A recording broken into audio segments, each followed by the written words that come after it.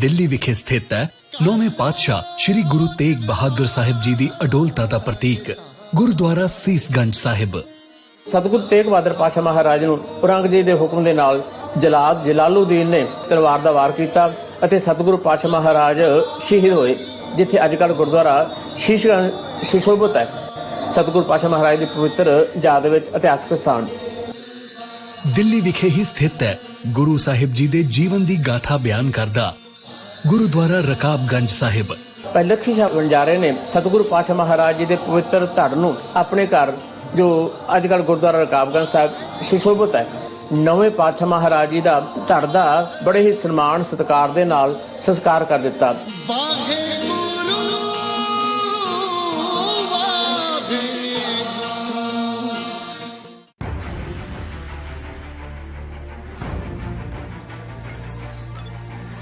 खबर चाहे सियासत की हो या सरकार की,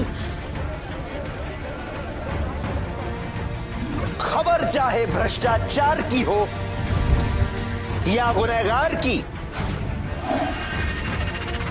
दिन भर में क्या रहा देश जगत का हाल, किस मुद्दे ने बनाई किसकी सरकार, रखते हैं हम सब पर नजर, पहुंचाते हैं हम हर खबर। हम हैं ANB न्यूज।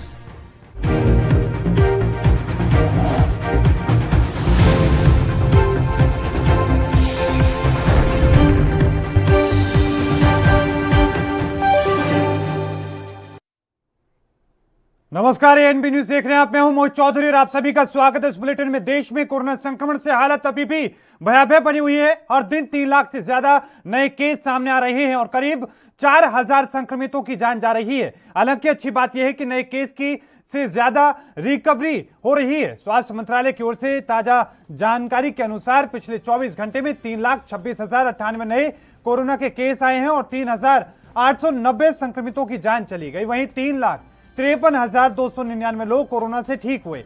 वहीं उत्तर प्रदेश की हम बात करें तो बीते 24 घंटे में कोरोना वायरस से 312 मरीजों की मौत हो चुकी है, जबकि संक्रमण के 15,747 नए मामले सामने आ रहे हैं। तो वहीं अब सबसे बड़ी चिंता ग्रामीण क्षेत्रों को लेकर हो रही है, क्योंकि गांव में लगातार कोरोना अपने पैर पसार रहा है। ग्रामीणों का आरोप है कि ना तो उनकी टेस्टिंग हो रही है और ना ही उनका वैक्सीनेशन हो पा रहा है। तो वहीं कुछ वीवीआईपी लोगों का घर पर जाकर वैक्सीनेशन किया जा रहा है। ताजा मामला उज्जैन अलॉट संसदीय क्षेत्र से सांसद अनिल फिरोजिया का सामने आया है, जहां पर उज्जैन सांसद अनिल फिरोजिया के घर से कुछ तस्वीरें सोशल मीडिया पर वायरल हो रही हैं। इन तस्वीरों में सांसद अपने समर्थकों के साथ में वहां पर वैक्सीनेशन करा रहे हैं, जिसको लेकर विपक्ष जोरदार हमला कर रहा है। लेकिन साथ में आज भी नदियों में गंगाओं में शवों के बहने का सिलसिला जारी है। इसको लेकर योगी सरकार कदम उठा चुकी है, लेकिन अभी भी जो शव हैं वो सामने आ रहे हैं।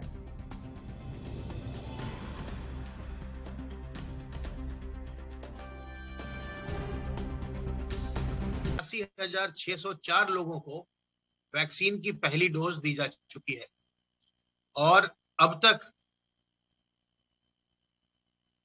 30,54,258 लोगों को वैक्सीन की दूसरी डोज भी दी जा चुकी है। इस प्रकार कुल मिलाकर 1,44,36,862 डोजेज एडमिनिस्टर की जा चुकी हैं, जिनमें 18 से 44 आयु वर्ग के भी 3,15,532 व्यक्ति सम्मिलित हैं। प्रदेश में युवाओं के टीकाकरण का कार्य भी लगातार चल रहा है। अब तक शुरू में हमने जब 1 मई को ये कार्यक्रम प्रारंभ हुआ था कुछ राज्यों में, जिनमें उत्तर प्रदेश भी एक था, तब हमने 7 जनपदों से इसे प्रारंभ किया था। इसके पश्चात इसे विस्तारित करके 18 जनपदों में कार्यक्रम चलाया जा रहा है। अब अगले सोमवार से अर्थात 17 तारीख से इसे अब विस्तारित करके 23 जनपदों में इस कार्यक्रम को चलाया जाएगा। 18 से 44 वर्ष के लोगों का टीकाकरण, जो 5 मंडलीय मुख्यालय अभी तक छूटे हुए थे, उनमें भी सोमवार से 18 से 44 वर्ष के लोगों के टीकाकरण का कार्य प्रारंभ हो जाएगा। नहीं, देखिए, उसमें जो कुछ लाशें बहुत मिली हैं, उसमें बहुत सी लाशें अधजली भी मिली हैं। तो मुझे ये लगता है कि कोरोना के नाम पर जो कालाबाजारी शुरू हुई, लकड़ियों के शॉर्टेज जो दिखाया गया, तो गरीब आदमी, चूंकि हमारा क्षेत्र जो है वो कृषि प्रधान क्षेत्र है, तो ये पूरा पूर्वांचल इलाका कृषि प्रधान क्षेत्र है, तो ऐसा लगता है कि लकड़ियों के अभाव में जितनी लकड़ियां थी उतनी लाशें जलाई गई, बाकी जो है वो जो बची उसको गंगा में प्रवाहित कर दिया गया। तो इस कारण जो है अजली लाशों की संख्या ज्यादा थी, जैसा कि आप देख पा रहे हैं। अच्छा, ये अभी भी इतना हौ हल्ला के बाद भी अभी भी किनारे बॉडी दिख रही है, इसका क्या मतलब निकाला जाए? देखिए, इसका प्रशासन तो अपना काम कर रहा है, लेकिन जो इनकी बॉडी है वो ऐसे ऐसे जगहों पर जाकर के लग गई है जहां पर खोजा जा रहा है। हर दिन प्रशासन के लोग लगे हुए हैं, सुबह शाम आते हैं, जो बॉडियां दिखती हैं उनको यथोचित उपाय किया जाता है। कुछ गंगा के उस पार, कुछ वहां बालू खोद करके डाला जाता है, लेकिन अब धीरे धीरे यह है कि बॉडियां अब जो है संख्या कम हो। तो ग्रामीण क्षेत्रों की जो स्थिति है वो भयावह होती नजर आ रही है। तेजी के साथ आंकड़े वहां पर बढ़ रहे हैं, लेकिन सरकारें जो दावा कर रही हैं, जो आंकड़े दिखा रही हैं, उन आंकड़ों को बौना साबित करने के लिए अंतिम संस्कार जो हो रहे हैं, जो अंतिम संस्कार शमशान घाटों में देखने को मिलते हैं, वो इन आंकड़ों को बौना साबित करने के लिए काफी। इन तमाम चीजों को लेकर हम चर्चा करने की कोशिश करेंगे। आज की चर्चा में हिस्सा लेने के लिए नेपाल सिंह हमारे साथ जुड़ चुके हैं, राजनीतिक विश्लेषक हैं। आपका बहुत बहुत स्वागत है सर। ये एनपी न्यूज पर आरपी उपाध्याय सर हमारे साथ जुड़ चुके हैं, वरिष्ठ पत्रकार हैं, आपका भी बहुत बहुत स्वागत है। सबसे पहले आरपी उपाध्याय सर, रुख मैं आपका करना चाहूंगा, ग्रामीण क्षेत्रों की जो स्थिति है क्या नजर आ रही है सर आपको? देखिए, ग्रामीण क्षेत्रों की स्थिति बहुत दयनीय है। शासन प्रशासन कितना भी वादे करे, कितने भी दावे करे, हालात वहां पर बहुत ज्यादा खराब हो चुके हैं। फर्स्ट वेव में आपने देखा होगा पंचायतों को अधिकार दिए गए थे, तो जो भी आ रहे थे लोग, उनको वहां पंचायत का जो प्रधान था उसकी ड्यूटी थी कि वो क्वारंटीन करेगा, 15 दिन गांव से बाहर रखेगा, स्कूल में रखेगा, धर्मशाला में रखेगा, उसके बाद गांव में एंट्री करेंगे। लेकिन मैं उत्तर प्रदेश की बात करूं तो जहां पंचायत के चुनाव हुए तो आपने देखा होगा जो भी उम्मीदवार होता है वो गांव के लोग जो बाहर काम कर रहे होते हैं उन सबको बुलाता है और वो लोग उस प्रधान के लिए वोट करते हैं। इस तरीके दिल्ली, बॉम्बे यानी देश के भिन्न भिन्न हिस्सों से लोग पंचायत चुनाव में वोट डालने के लिए गांव में आए और वो गांव में आकर कोरोना फैलाकर वो तो लोग वापस चले गए। लेकिन गांव में जो भयानक स्थिति देखने को मिल रही है वो चिंता का विषय है। आप देखेंगे गांव वाले लोग वैसे भी ज्यादा केयर नहीं करते हैं, वो जनरली सोचते हैं कि भी खांसी जुकाम बुखार हो गया है, ठीक हो जाएगा 2-4 दिन में, यानी वो विश्वास नहीं करता कि भाई मुझे कोरोना हो गया। जी बिल्कुल, जबकि वास्तव में वो कोरोना से पीड़ित होता है। और देखिए, कोरोना की संख्याओं में गिनती भी उसकी नहीं होती, क्योंकि न वो हॉस्पिटल में एडमिट हुआ कहीं जी, और छोटे मोटे डॉक्टर के यहाँ या नर्सिंग होम में दाखिल हुआ, उसने कहा तबीयत ठीक नहीं है, ताऊ इसको घर ले जाओ और सेवा करो, अब मुश्किल है, और यहाँ रहोगे तो बॉडी भी नहीं मिलेगी, नहीं मिल पाएगी। यही बात है, लोग कोरोना के नाम पर ग्रामीण क्षेत्रों में खासतौर से डरे हुए हैं, लेकिन उनका आरोप यह भी है कि ना तो उनकी टेस्टिंग हो रही है, ना ही वैक्सीनेशन उनका हो पा रहा है। आरपी उपाध्याय जी, रुख में आपका करना चाहूंगा, मध्य प्रदेश, बिहार, उत्तर प्रदेश, उत्तराखंड की हम बात करते हैं, हरियाणा की हम बात करते हैं, बहुत तेजी के साथ आंकड़े यहां पर बढ़ रहे हैं सर। हरियाणा में हमने देखा कि बीते कई दिनों से कई ऐसे गांव हैं, रोहतक के अगर खासतौर से हम बात करें, बहुत तेजी के साथ आंकड़े बढ़ रहे हैं। आपको क्या लगता है, उन आंकड़ों को लेकर आप क्या कहते हैं? क्या सरकार ने देरी की उन पर? ग्रामीण क्षेत्रों के साथ में क्या कोई भेदभाव हो रहा है? इसी का मैं जवाब लूंगा सर, लेकिन उससे पहले एक छोटे से ब्रेक पर हमें जाना होगा, और ब्रेक के उस पार भी चर्चा का सिलसिला लगातार जारी है।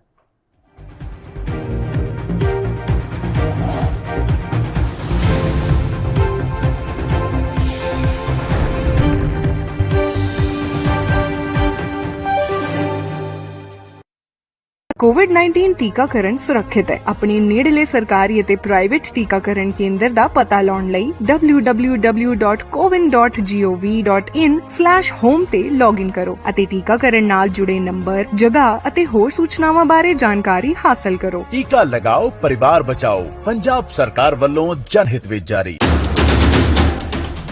राष्ट्र धर्म रात 8 बजे सिर्फ ANB न्यूज पर।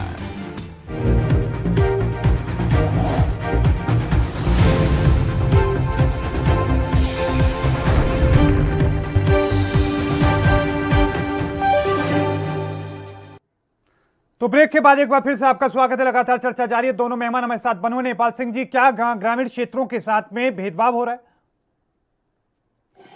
देखिए, ग्रामीण क्षेत्रों के साथ में भेदभाव नहीं, बहुत बड़ा अपराध हुआ है और इसका सबसे बड़ा कारण दिल्ली की जो राजनीति हुई है इस आपदा में, जहां सब लोग कोर्ट पहुंचे हैं, बड़े बड़े अस्पताल कोर्ट में पहुंचे हैं, उनके बड़े बड़े एडवोकेट अस्पताल वहां पहुंचे हैं। उन्होंने, पत्रकार लोगों ने, मीडिया लोगों ने एक ऐसा माहौल बनाया कि दिल्ली ही भारत है और उन्होंने दिल्ली के लिए ऑक्सीजन की लड़ाई लड़ी और उस ऑक्सीजन की लड़ाई लड़ने में सुप्रीम कोर्ट ने कहा हम कंटेम्प्ट कर देंगे, हाई कोर्ट ने कहा हम क्रिमिनल केस कर देंगे। इन परिस्थितियों में हम कहीं ना कहीं इस कोरोना में गांव को अनदेखा करके और गांव के सारे रिसोर्स शहरों की तरफ मोबिलाइज कर देंगे ताकि वो मीडिया की खबर ना बने और गांव को वैसा का वैसा छोड़ दिया गया। आज उसका गांव का रिजल्ट आ रहा है। गांव के, मैं कहता हूं 5% भी आंकड़े इस राष्ट्रीय आंकड़ों में सम्मिलित नहीं है। गांव के लोग बेचारे ना टेस्टिंग में कहीं कवर है, ना कहीं वैक्सीनेशन में कवर है और जहां तक उनके जलाने और उनको फेंक देने का प्रश्न है, उनके पास ही देखिए ना, वो बुजुर्ग लोग था वहां, अब वो हमारी परंपरा के हिसाब से कोई बैठ नहीं सकता, पूरे जब तक पूरी लाश जल जाती वहां वो बैठ नहीं सकते और जो जलाने वाले उनके पास दबाव है, तो जो लाश जली उनको थोड़ा आगे खिसका दिया और दूसरी लाश को लाकर रख दिया, क्योंकि वहां को देखने वाला नहीं, लोग छोड़ कर चले जाते हैं लाश को, पहले लाश के साथ बैठते थे, परिक्रिया करते थे, वो बिल्कुल भी नहीं। लेकिन मोहन जी, इसके लिए पीछे मैं एक चीज बताना चाहूंगा जो बहुत ही संवेदनशील है, जो बहुत ही हमारे लिए कहना चाहिए कोरोना से भरी हुई चीज है। किसी भी आपदा में राष्ट्र का चरित्र पता चलता है। आप इस आपदा में देखिए यूपी में क्या हुआ। 4 फरवरी को हाईकोर्ट ऑर्डर देता है कि 30 अप्रैल तक आप चुनाव कराइए। उत्तर प्रदेश सरकार कह रही है कि चुनाव कराने की स्थिति नहीं है, यहाँ कोरोना की महामारी फैले, नहीं 30 अप्रैल तक आप चुनाव करिए। यहाँ कोर्ट संवेदनशील नहीं है, यहाँ प्रशासन संवेदनशील नहीं है, लोग मर रहे हैं, वहां तक लोग जा नहीं रहे हैं। तो संवेदनशील जो गांव के पुराने प्राइमरी हेल्थ सेंटर से जाते छुट्टी लेकर बैठ चुके हैं, ठीक है, शहरों में चल सकते हैं, बड़े उस पर चल सकते हैं जहां बड़े अधिकारी बैठते हैं, लेकिन ज्यादातर गाँव में लोग छुट्टी चले गए। एक छोटे छोटे कार्यकर्ता जिनके पास ट्रेनिंग नहीं, टूल्स नहीं है, उनके पास औजार नहीं है, ऑक्सीमीटर्स नहीं है, इवन ऑक्सीमीटर तो बहुत छोटी चीज है, वो भी नहीं है कि नाक देखने के किसको कोरोना है भी या नहीं है। तो इस पूरे जो है त्रासदी में हमारा राष्ट्रीय क्षेत्र पर चला कि नेता कहीं अलग लड़ रहे हैं, अधिकारी कहीं अलग लड़ रहे हैं, रिसर्च डाटा कहीं अलग लड़ रहा है और काला बाजारी कहीं और हो रही है। हमें कहीं पर भी ऐसा राष्ट्रीय संवेदनशील क्षेत्र नहीं दिखाया गया जहां हम सब इकट्ठे होकर लड़ रहे हैं। बड़े दुर्भाग्य की बात है इस बात के लिए। और ये देश में इतनी जो हत्या हुई है, ये देखिए, मेरा एक मानना है, होनी को तो कोई नहीं टाल सकता कि होनी मृत्यु होनी है, लेकिन ये अनहोनी हुई है, जितनी मृत्यु हुई है ये अनहोनी हुई है, इनको टाला जा सकता। यकीनन। आरपी उपाध्याय सर, मध्य प्रदेश के मुख्यमंत्री ये कहते हैं कि ग्रामीण क्षेत्रों में उनके यहां पर कोरोना नहीं है और कहीं पर अगर है तो उसको लेकर टीम काम कर रही है। उत्तर प्रदेश के मुख्यमंत्री आगरा दौरे पर थे 2 दिन पहले। उनसे जब पूछा गया सवाल कि ग्रामीण क्षेत्रों में लगातार कोरोना पैर पसार रहा है, उन्होंने चुप्पी साध ली, कोई जवाब उसको लेकर नहीं दिया। हम हरियाणा की बात करें तो हरियाणा में जो सीएम है वो ये कहते हैं कि जो किसान यहां पर बैठे हैं, बॉर्डर पर आंदोलन कर रहे हैं, इनकी वजह से ग्रामीण क्षेत्रों में कोरोना बढ़ रहा है। और पश्चिमी उत्तर प्रदेश की अगर हम बात करें, खासतौर से मेरठ मंडल की, बहुत तेजी के साथ बीते कई हफ्तों से लगातार तेजी के साथ आंकड़े वहां बढ़ रहे हैं। एक दिन में 1 से 2 लोगों की जान हर रोज एक गांव से जा रही है। आपको क्या लगता है कि क्या इसके पीछे वजह हो सकती है? देखिए, पहली बात तो बहुत आंकड़ों की बात करते हैं तो देखिए, आंकड़े ऑथेंटिक नहीं। जी बिल्कुल। क्यों आंकड़े आएंगे कहां से? आंकड़े तो आप मैनिपुलेशन, क्यों गांव का शहर के जब आंकड़े मैनेज नहीं हो रहे तो गांव से कैसे मैनेज होंगे, वो समझ से परे है। यकीनन। और देखिए, ये बात माननी पड़ेगी कि स्वास्थ्य का जो ढांचा है ग्रामीण क्षेत्र में कमजोर है।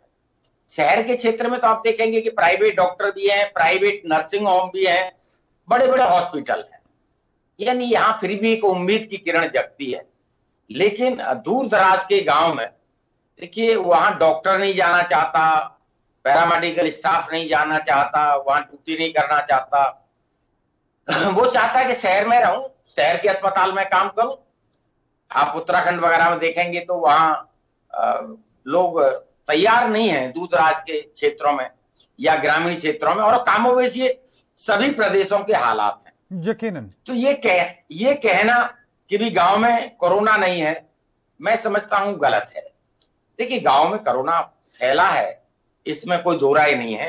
हर प्रदेश में, कल मेरी बिहार में बात हो रही थी तो वहां भी यही बताते हैं कि भी गांव में कोरोना तो है, कोरोना से मौतें भी हो रही हैं, लेकिन लोग उतने सेंसिटिवली ले नहीं रहे हैं। यानी वो उससे समझते हैं कि नजला हो गया है, जुकाम हो गया है, 1-2 दिन में ठीक हो जाएगा। जबकि 2-4 दिन बाद जब सिचुएशन ज्यादा खराब हो जाती है तब उसे लगता है और तब वो दाएं बाएं भागने की या इलाज की कोशिश करता है। लेकिन जो शहर का या स्वास्थ्य का जो इंफ्रास्ट्रक्चर है उस पर इतना दबाव है कि वो सबको मुहैया नहीं हो पा रहा है। यकीनन ये बात अलग कि समय के साथ साथ इंफ्रास्ट्रक्चर बढ़ा रहे हैं, बेडों की संख्या बढ़ रही है, लेकिन बेडों की संख्या बढ़ रही है। उन इलाकों में आज भी स्थिति नहीं बढ़ाई जा रही है जहां पर ग्रामीण क्षेत्र है, जहां पर छोटी मोटी दवाइयां नहीं मिल पाती, जहां पर सीएचसी बंद पड़े हुए हैं। जो लोग डॉक्टरों के पास जाने से डरते हैं कि वो लोग या तो पैसे उतार लेंगे या फिर उनकी जान चली जाएगी कोरोना के नाम पर, यह स्थिति है। मैं और भी इसको लेकर चर्चा करूंगा सर, लेकिन एक और छोटे से ब्रेक पर हमें जाना होगा। ब्रेक के उस पार भी चर्चा का सिलसिला लगातार जारी है।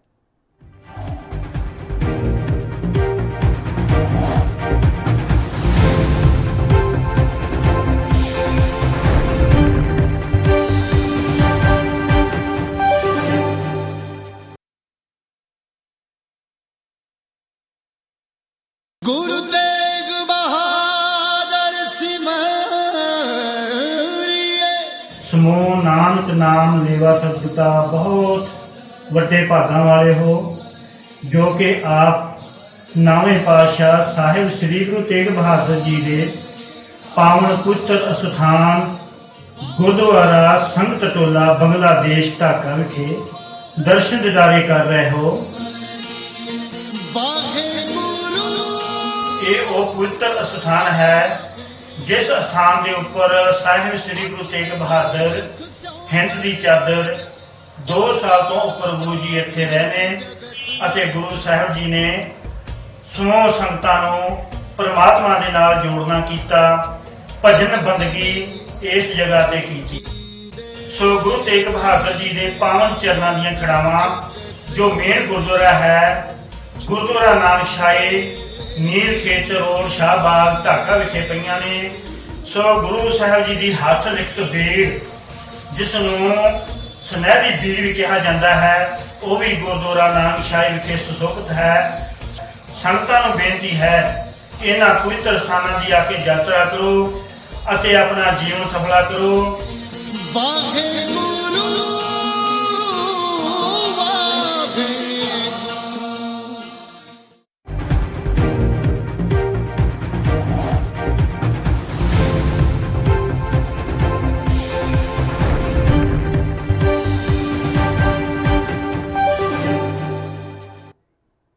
तो ब्रेक के बाद एक बार फिर से आपका स्वागत है। लगातार चर्चा जारी है, दोनों मेहमान हमारे साथ बने हुए हैं। नेपाल जी में रुख आपका करना चाहूंगा। मुख्यमंत्री दिल्ली की अगर हम बात करें, अरविंद केजरीवाल रोते रहे, गिड़गिड़ाते रहे, उन्होंने खूब हाव हल्ला मचाया, लेकिन ऑक्सीजन को लेकर उन्होंने व्यवस्था करवाई, अस्पतालों में बेड को लेकर उन्होंने व्यवस्था करवाई। लेकिन जो मुख्यमंत्री अपनी स्थिति को ले उनको मान ही नहीं रहे हैं, स्वीकार ही नहीं कर रहे हैं, वो कैसे लोगों की जान बचा पाएंगे? किस तरीके से आप देख रहे हैं और किसके लिए आप किसे जिम्मेदार मानते हैं ग्रामीण क्षेत्रों में इस कोरोना के प्रसार के लिए? नेपाल जी, नेपाल सिंह जी का संपर्क हमसे टूट गया, लेकिन एक बार फिर से उनसे संपर्क साधने की कोशिश करेंगे। आरपी उपाध्याय जी, आपको क्या लगता है सर, एक राज्य का मुख्यमंत्री जो चिल्लाता रहा, कोर्ट भी गया, मीडिया के सामने आकर उन्होंने बात रखी, प्रधानमंत्री को कई पत्र लिखे कि हमें ऑक्सीजन की जरूरत है, हमें वेंटिलेटर की आईसीयू की जरूरत है, हमें बेड की जरूरत है, व्यवस्था की, लोगों की जानें भी गई, लेकिन कम से कम उसने कोशिश की। लेकिन वो राज्य के मुख्यमंत्री जो इस बात को स्वीकार करने को तैयार नहीं है कि उनकी हालत खराब है, उनके बारे में आप क्या कहेंगे? गोवा के आप देखिए सर, क्या तस्वीरें कल सामने आई थी, ऑक्सीजन की कमी से जान चली गई और सीएम ने एक बार भी कुछ 2 शब्द इसको लेकर नहीं कहा। देखिए, ये विडंबना है। मैं समझता हूं जो भी जनप्रतिनिधि है, जनता जिन्हें चुनती है, जनता जिन पर भरोसा करती है, उनका दायित्व तो बनता है। मान लीजिए कहीं जनता की समस्याएं हैं, उनको आप बिल्कुल निराकरण करिए, उनको आवाज उठाइए। मान लीजिए दिल्ली के मुख्यमंत्री हैं, उन्होंने ठीक है, लोगों ने अलग तरीके से उसको अलग अलग उसमें रखा, लेकिन उन्होंने जो जनता की परेशानी थी उसको कहीं ना कहीं आवाज देने की कोशिश की और सरकार को झुकना पड़ा, सरकार को ऑक्सीजन देनी पड़ी और संसाधन देने पड़े। तो सभी मुख्यमंत्रियों का दायित्व है कि कहीं कोई जरूरत है, मान लीजिए कहीं कमी है, ऑक्सीजन की है, दवाओं की है, डॉक्टर की है, मानना चाहिए। ये नहीं है कि आप नकार दें कि नहीं हमारे यहाँ तो ये बीमारी नहीं है, ये कोरोना नहीं है। आंख बंद करने से खतरा टल नहीं जाएगा। आप देखेंगे कि भाई वहाँ मुख्यमंत्री मानने को तैयार नहीं है, ऑक्सीजन की कमी से मीडिया में आ रहा है कि भाई पेशेंट वहां पर मरे हैं। आप माने या न माने, जो ग्राउंड रियलिटी आपके मानने न मानने से बदलने वाली नहीं है। नहीं सर, ऐसी तस्वीरें सामने आई। हमने जो तस्वीरें देखी, लोगों की जमीनें गिरवी चली गई, उन लोगों ने जमीनें बेच दी, अपने गहने बेच दिए, अपनी माँ के, अपनी पत्नियों के, तब जाकर उन लोगों ने इलाज कराया है। ऐसी स्थिति उत्तर प्रदेश में सामने आई सर, मेरठ से सामने आई वो तस्वीरें, बहुत विचलित करने वाली ये स्थिति है, लेकिन सरकार तैयार नहीं है मानने के लिए। देखिए, सरकार माने या न माने, स्थिति तो भयावह है। और देखिए, जान है तो जहान है।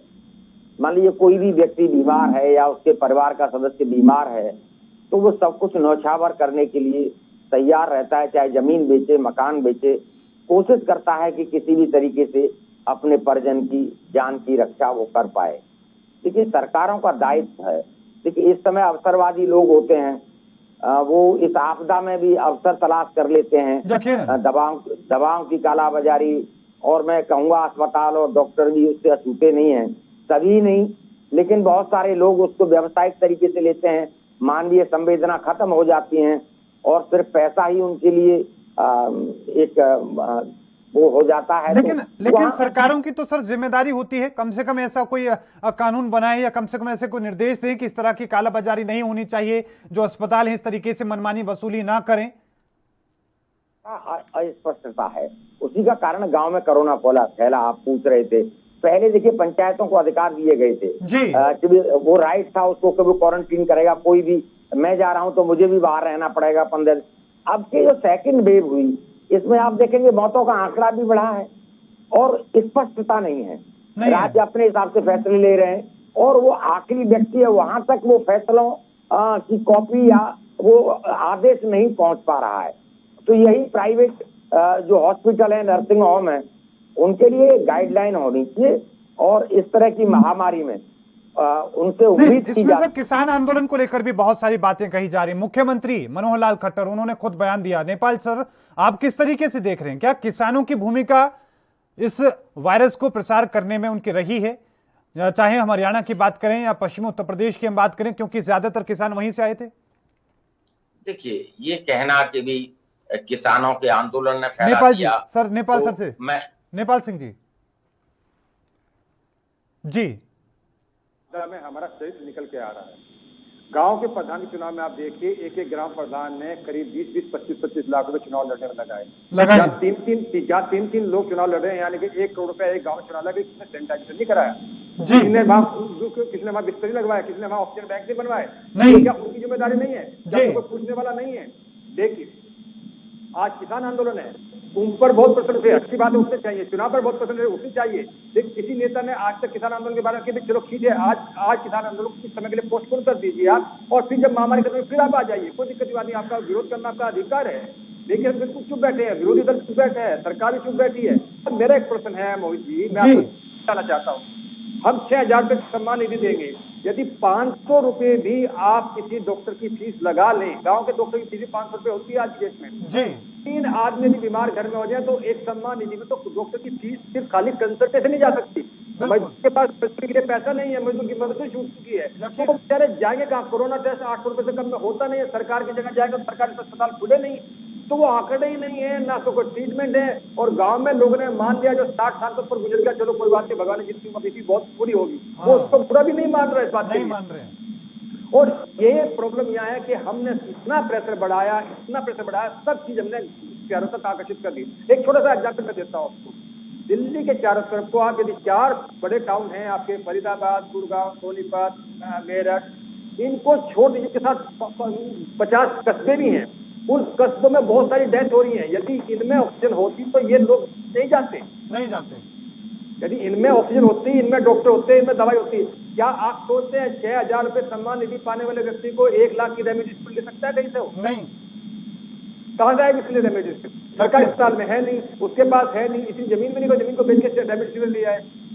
अगर ऐसी कोई सुविधा है भी सरकारी अस्पताल में, ग्रामीण क्षेत्रों के लोगों को कहाँ मिल रही है? वो तो वीवीआईपी लोगों को, उनके घर पे जाके वैक्सीनेशन हो रहा है, वो जो सांसद है, क्योंकि वो बीजेपी के सांसद है, उनके इसलिए वैक्सीनेशन हो रहा है, उनके समर्थक वहां पहुंचे, उनका भी वैक्सीनेशन उनके घर पर हो रहा है। लेकिन आरपी उपाध्याय जी, मैं रुख आपका करना चाहूंगा, अंतिम चरण में हम लोग हैं, क्या सुझाव आप सरकार के सामने रखेंगे और क्या आप कहेंगे कि तीसरी लहर मुंह खोले खड़ी है? दुनिया भर के जो एक्सपर्ट्स हैं वो ये कह रहे हैं कि तीसरी लहर आ रही है भारत में, उस पर आप क्या कहेंगे? हमें स्पष्टता लानी होगी अपने आदेश में भी और क्रियाकलापों में भी। सरकार कहीं से भी ये नहीं दिख रही है कि कहीं कोई स्पष्टता है। केंद्र राज्य के ऊपर डाल रहा है, राज्य केंद्र के ऊपर डाल रहा है। आप फर्स्ट वेव में देखेंगे सब कुछ सेंट्रलाइज था, यानी केंद्र कर रहा था, तो उसके परिणाम भी सामने आए थे। पिछली बार मौतों का आंकड़ा उतना नहीं था। इस बार आप देखेंगे मौतों का आंकड़ा बहुत ज्यादा है। जिस तरीके से वायरस फैला है तो मौतों का आंकड़ा बहुत ज्यादा बढ़ा है। तो देखिए, जहां तक मैं समझता हूं कि माननीय प्रधानमंत्री को कमांड फिर अपने हाथों में लेके और इस नाजुक दौर से देश को निकालना चाहिए। और देखिए, थर्ड वेव आएगी, सेकंड वेव के बारे में भी ये कंफर्म था। फर्स्ट वेव हमारे यहाँ बाद में आई, विश्व पटल पर पहले आ गई थी। सेकंड वेव में भी हमें टाइम मिला, हम तैयारी कर सकते थे, लेकिन हम इलेक्शंस में बिजी रहे। हमारी प्रायोरिटी कुछ और रही। हमारी प्रायोरिटी ये कोरोना से लड़ने की तैयारियां नहीं थी। इवन देन जो तैयारियां थी उनको भी खत्म कर दिया गया था। स्पेशल बाग बनाए गए थे। जो आपने जो तैयारियां की थी, आपने वो जो घर बनाए थे, आप लोगों ने क्वारंटीन सेंटर्स बनाए थे, वो उखाड़ दिए थे। स्कूलों में जो व्यवस्था की थी वो खत्म कर दी गई थी। नेपाल सर, मैं रुख आपका करना चाहूंगा आखिरी कमेंट के रूप में, आप क्या सुझाव देना चाहेंगे? आप किस तरीके से सरकार से कहेंगे, क्योंकि जो टीम है उनकी काम करती रही, चाहे टीम 11 हो या टीम 9 हो, वो समोसे चाय पेलती रही, लेकिन लोगों के लिए क्या क्या कुछ पता नहीं चल रहा। आप क्या सुझाव सर उनको देंगे? देखिए, मेरा सबसे पहला सुझाव तो यह है कि सरकार को जनता के प्रति संवेदनशील होना चाहिए, न कि उसको पार्टी और अपनी इमेज के प्रति संवेदनशील होना चाहिए। सबसे पहले तो जनता के प्रति संवेदनशील होना चाहिए। मैं पूछता हूँ, करोड़ों रुपए की जमीन फ्री में देने के बाद में आपका जो है अपोलो, फोर्टिस, मैक्स अपने ऑक्सीजन प्लांट क्यों नहीं लगा? इस तरह हर जो प्राइवेट हॉस्पिटल है जिसको लाइसेंस दिया वो अपना एक प्लांट क्यों नहीं लगा? बिल्कुल, बहुत बड़ा सवाल है, क्योंकि इतने करोड़ में वो लोग रोज कमा रहे हैं, क्या वो इतना भी नहीं कर सकते? सर, मैं आपको बीच में रोक रहा हूं समय की कमी के चलते, लेकिन आप दोनों का बहुत बहुत धन्यवाद जो आपने अपना कीमती वक्त निकाला और इस चर्चा में हिस्सा लिया। तो ग्रामीण क्षेत्रों में खासतौर पर जिस तरह की परिस्थिति लगातार बिगड़ती नजर आ रही है, उसी को लेकर चर्चा करने की कोशिश की, लेकिन उम्मीद यही है कि सरकार जागेगी और जल्द ही उनका समाधान भी हो पाएगा। लगातार खबरों के लिए देखते रहे ANB न्यूज। मुझे दीजिए इजाजत, धन्यवाद।